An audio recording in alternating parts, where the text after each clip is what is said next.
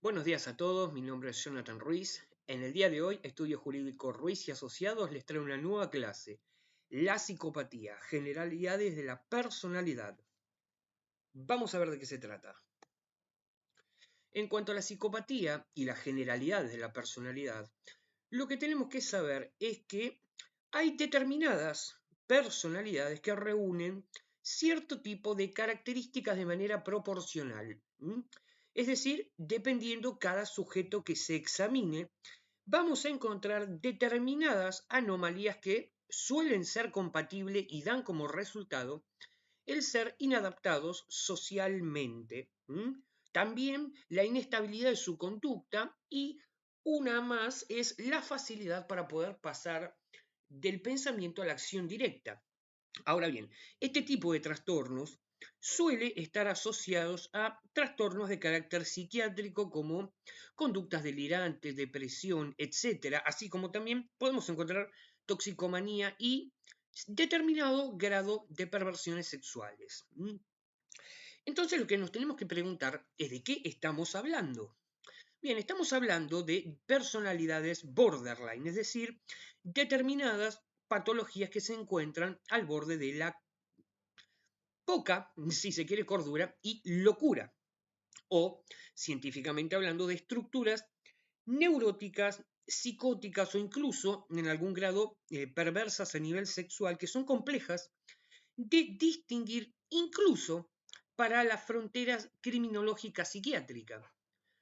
Ahora bien, ustedes deben preguntarse por qué, si hay una ciencia que se supone que es específica como la criminología y la psiquiatría, incluso para esta es difícil detectar este tipo de personalidades.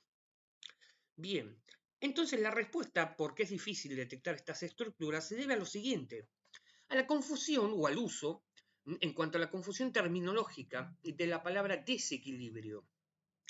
Porque según la región o la corriente de pensamiento, es que, por ejemplo, en Francia a esta conducta se la va a llamar desequilibrio, en Alemania personalidad psicopática o psicópata, en Estados Unidos sujeto disocial y en Inglaterra neurosis impulsiva.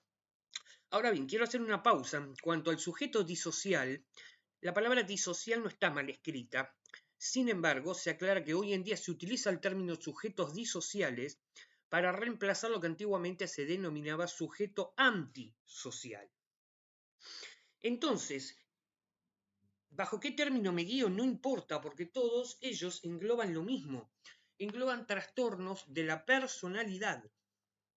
Entonces, ¿cómo logramos detectar un perfil psicológico que reúna determinadas características coincidentes con estos rasgos de personalidad? Bien, debemos analizar las siguientes conductas que suelen manifestarse desde lo que es una temprana edad, es decir, la infancia, hasta la adolescencia. Por ejemplo, infantes que tienen como característica las sucesivas fugas, es decir, ¿qué es una fuga? Se define como una acción súbita para poner fin a una situación, ya sea de carácter familiar, escolar, etc. También puede ser por el simple hecho del vagabundeo, es decir, que esta fuga suele estar asociada a episodios que se prolongan, en los cuales la persona desea libertad sin freno. También estamos ante episodios ¿no? psiquiátricos agudos, es decir, aquellos episodios que pueden llegar a contener varias conductas que van desde depresión, tentativa de suicidio, embriaguez, hasta algún estado toxicológico. Ahora bien, lo importante es que la nota psicopática, si se quiere, es el desencadenamiento o la reacción a determinadas situaciones. Es decir, que ante determinadas situaciones el sujeto va a reaccionar con alguna de estas conductas antes mencionadas. También podemos apreciar episodios de conducta criminal.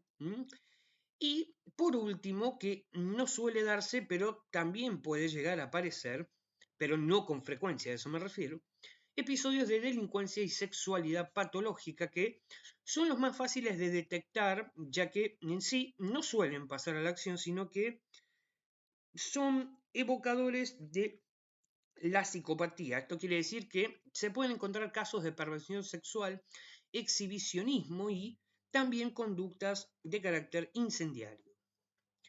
Pero hay algo que es muy importante. Si bien notamos que la vida de un psicópata es variada, como veremos, hay un rasgo que las une y esto es la necesidad de llevar a cabo una vida, entre comillas, de aventuras, en la que lo trágico en sí alterna con las notas pintorescas, por así decirlo. Ahora bien, la conducta perversa que estamos viendo, debemos saber que se distingue de la psicopática por la excelencia en cuanto a la adaptación a la realidad, ¿verdad? Entonces, la persona determinada perversa se suele decir que es un súper adaptado a condiciones sociales. Sin embargo, también existen determinados estados denominados de tránsito entre ambas conductas, es decir, entre una conducta perversa y una conducta psicopática, entre un perverso y un psicópata. Esto se puede ejemplificar con, por ejemplo, un psicópata sexual y particularmente hablando una conducta de violación, exhibicionismo, etc. Ahora bien, llegado a este punto, tenemos que saber cuáles son los rasgos que suelen generalizarse en un psicópata. Tenemos como por ejemplo la frialdad para encubrir actividad masiva, evitar la angustia a cualquier precio. ¿Por qué? Porque esto los aterra.